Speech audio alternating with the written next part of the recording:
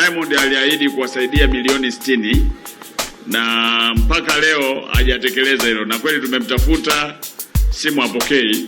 Kwa hiyo kimsingi Diamond Platnumz amejikuta akiwa gumzo katika mitandao ya kijamii baada ya kusemwa kwamba kuna ahadi ambayo hakuitekeleza, ni ahadi ya fedha za kujenga madarasa huko Rukwa. Alikwenda na kuna video inamuonesha akiwa anatoa ahadi hiyo, lakini sasa ni miaka kadhaa imepita akiwa hajatoa. Kwa majina naitwa Norbert Laurent Mwoja. Mimi ni mkazi wa maeneo ya Senti, wilaya ya Sumbawanga mjini. Mheshimiwa Waziri Mkuu, mtaa wa Senti unayo shule moja inayojulikana kwa jina la Senti shule ya msingi.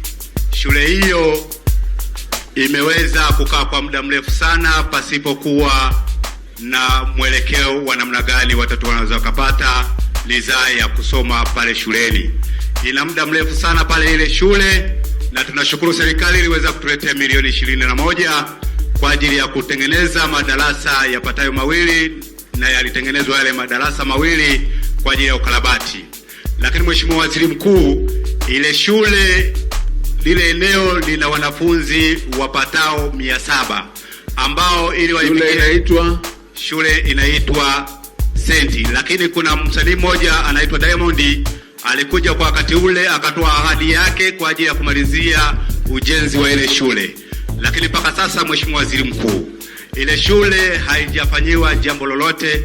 Kwa heshima na taazima Mheshimiwa Waziri Mkuu, tunakuomba, idadi ya pesa siwezi kuijua Mkurugenzi, afisa elimu, ni shule ya msingi ya sekondari.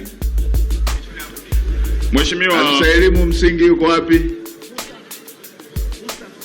Afisa elimu msingi ni shule ya msingi ambayo imeanzishwa kule, na Diamond aliahidi kuwasaidia milioni 60 na mpaka leo hajatekeleza hilo, na kweli tumemtafuta simu hapokei.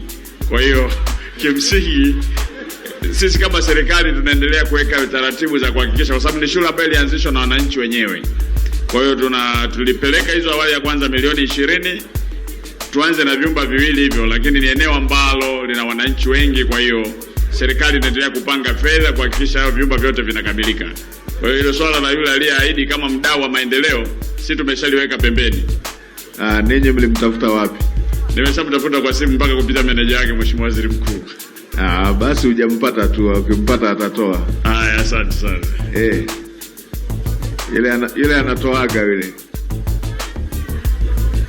Na mimi nitamwambia.